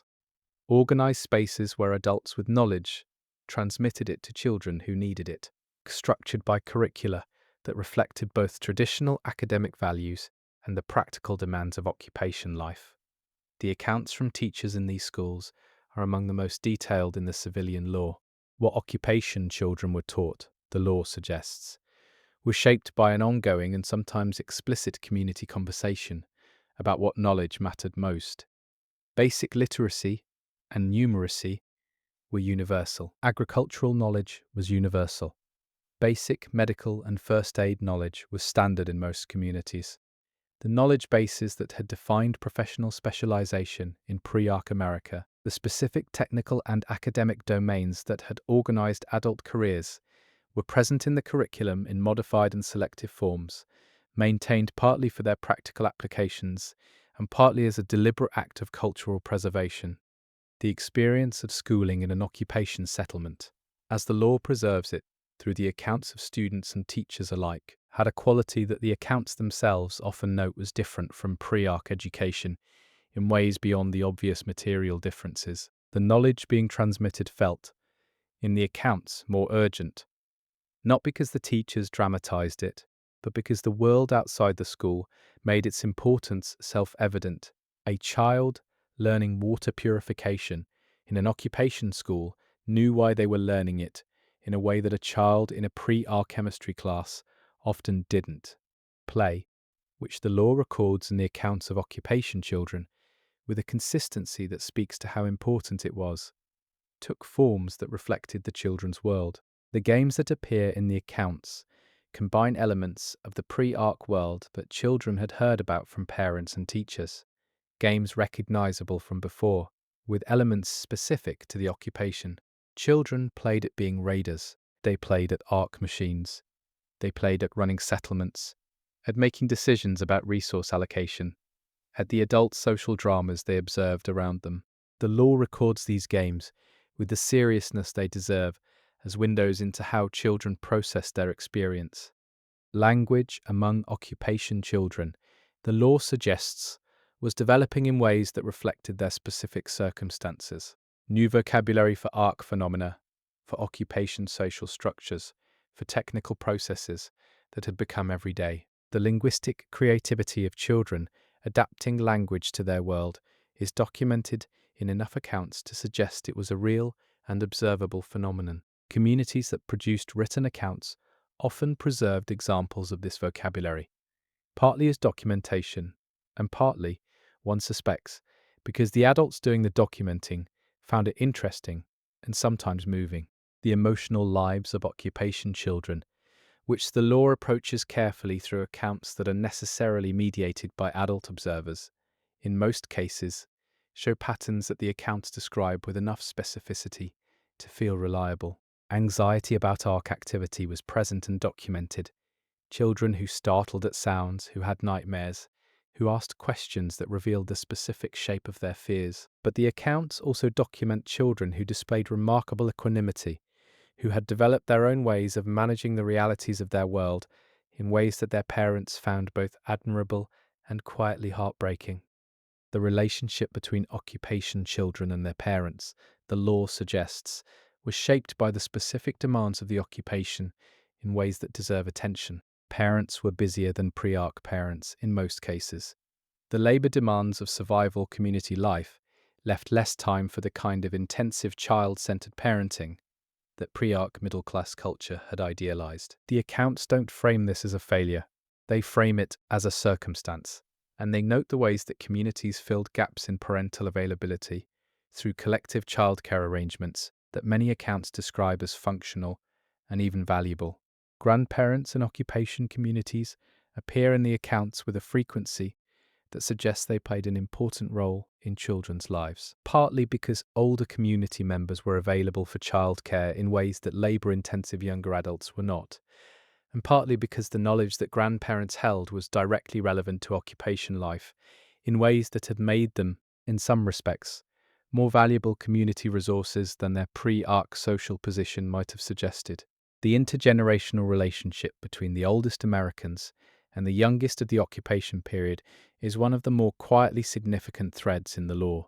The moral development of occupation children, as the law captures it through accounts of what they said and did and asked, reflects the moral environment of their communities in ways that social learning theory would predict, but that the accounts make feel specific and real, rather than theoretical. Children who grew up in communities that practiced particular values around resource sharing, around the treatment of strangers, around the resolution of conflict. Those values appear in the children's behavior and speech in ways the accounts document with evident satisfaction. At the same time, the law records communities that struggled with the values they were transmitting, that were aware of the gap between what they aspired to teach and what they were actually modelling in the conditions of the occupation. The accounts from these communities have a quality of honest self-examination that is one of the things that makes the civilian law valuable as a moral document as well as a historical one. Friendship among occupation children is documented in the law with a warmth that stands out against the overall weight of the subject matter. The accounts preserve specific friendships, children named, relationships described, the particular texture of bonds formed in circumstances that made closeness both more necessary and more fragile than it might otherwise have been. The law understands that these friendships were survival mechanisms as well as emotional goods, and the accounts treat them accordingly. Loss, which was a consistent feature of occupation life, fell on children in ways the law records with particular care. The deaths of parents, siblings, friends, teachers, community members. The accounts describe children encountering these losses in circumstances where the adult support structures for grief were already stretched thin. Communities that develop practices for supporting bereaved children appear in the accounts as having recognized a specific need that the occupation made visible. The understanding that occupation children developed of death, the law suggests, was different from what their pre-arc predecessors had typically developed. More direct, less mediated by institutional or cultural structures that had been designed to manage and soften the encounter with mortality. The accounts don't present this as straightforwardly positive or negative. They present it as a fact about what these children's experience was, with the complexity that implies. Teenagers in occupation communities occupied a social position that the law finds particularly interesting, partly because it was genuinely unusual. Pre-arc American adolescents had been characterized by a transitional status, no longer children, not yet adults. That occupation life made difficult to maintain.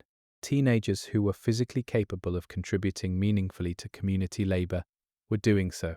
The social world of adolescence in the occupation had to be built around that reality, rather than around the educational and social institutions that had structured pre-arc American teenage life. The romantic and social lives of occupation teenagers, which the law touches on through accounts with appropriate discretion, reflect both the universal features of adolescence and the specific conditions of the occupation. Relationships formed early in occupation communities, partly because the circumstances that accelerated adult responsibility generally also accelerated the social processes of pair bonding. The law records the community responses to early relationships and early parenthood, with a range of attitudes that reflects the diversity of the communities themselves.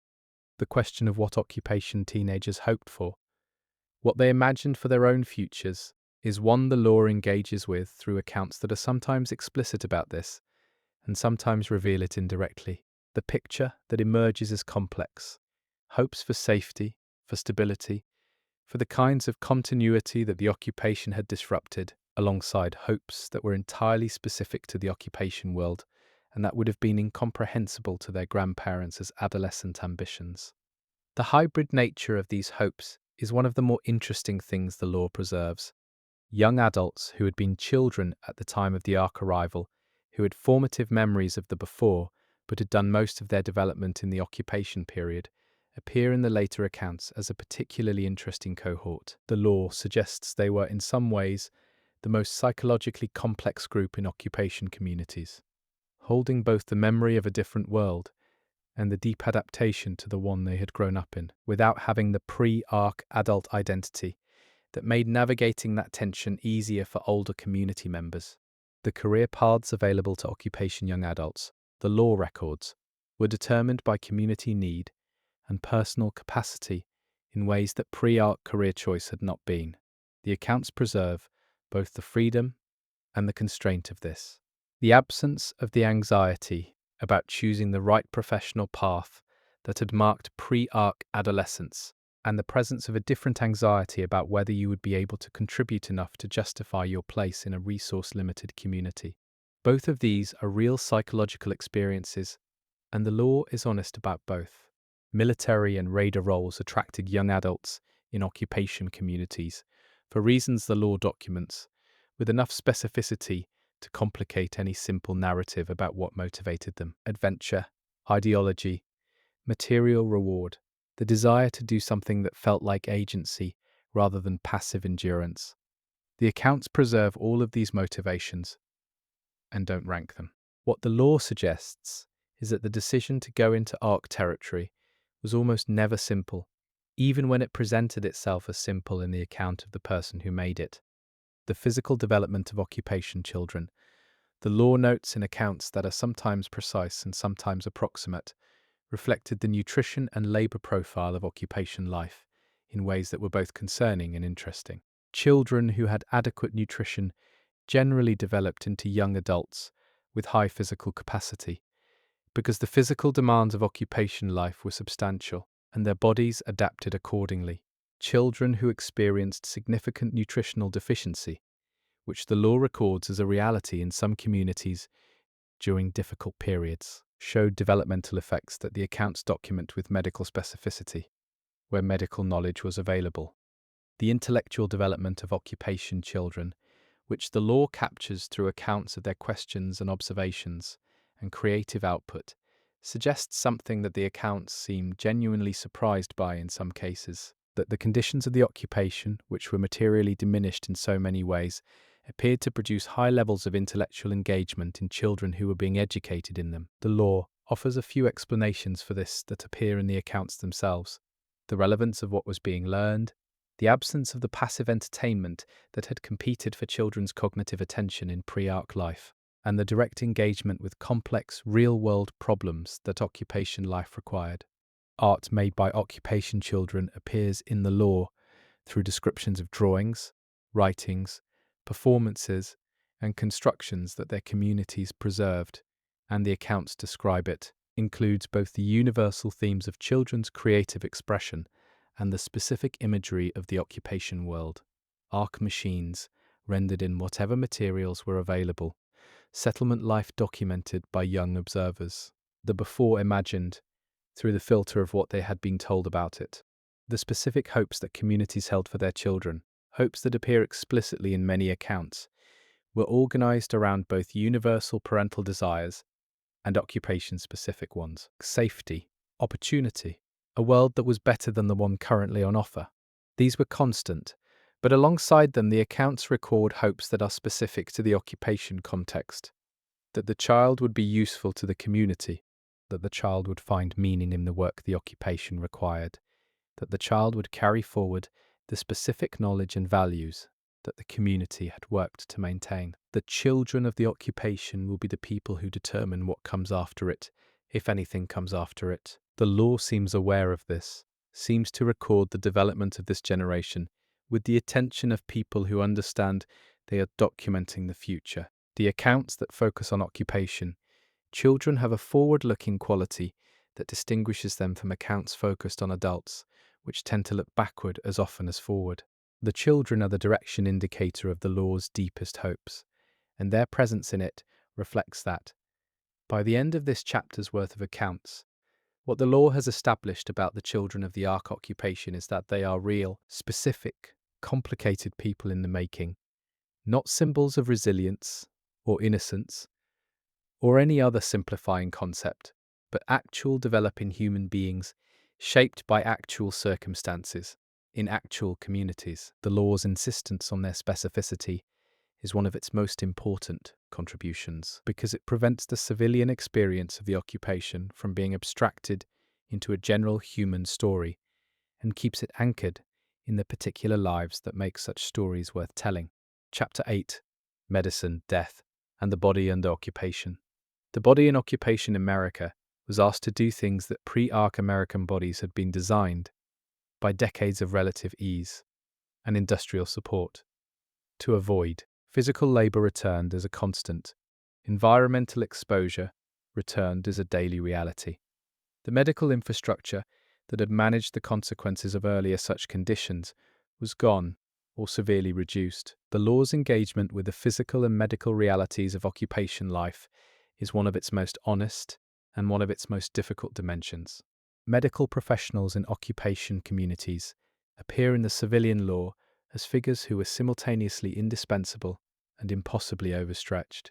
The accounts from doctors, nurses, midwives, and other healthcare workers who continue to practice in the occupation have a quality of professional dedication that is moving precisely because the accounts themselves don't ask for admiration.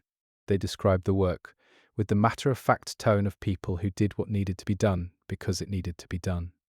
The pharmacological situation in occupied America, which the law addresses through accounts that are specific about the human consequences, was one of the most immediately pressing medical crises of the early occupation period. Medications that people depended on for chronic conditions: insulin, blood pressure medications, psychiatric medications, thyroid medications, anticoagulants, became scarce or unavailable within weeks of the occupation's beginning. The law records the consequences of this with a clinical specificity that makes the scale of the human cost real without dwelling in it. Improvised medicine, which developed out of necessity in occupation communities, is documented in the law with an attention to both its capacities and its limits. Plant-based treatments that had been studied and understood before the occupation became practically important in communities with access to medical professionals who knew how to use them. The law records specific examples of this improvised pharmacology with enough detail to suggest it was a subject of serious community attention. At the same time, the law is clear that improvised medicine was not adequate to replace what it replaced. The accounts preserve the gap between what could be done and what was needed, with the honesty that serves as a continuous reminder of the human cost of the occupation's disruption of medical infrastructure. Communities knew the gap was there. They worked to reduce it. They could not eliminate it. Surgery in occupation communities, which the law addresses through accounts that are deliberately not graphic, but that are clear about the conditions under which it was practiced, was performed in circumstances that pre-art surgical training had not prepared practitioners for. The accounts from surgeons who continued to operate in occupation communities describe the specific challenges of working without adequate anesthesia, without sterile equipment in the conventional sense, without the supporting technologies that modern surgery depends on. The adaptations they developed are documented with a detail that suggests the accounts understood they were recording knowledge that other communities might need.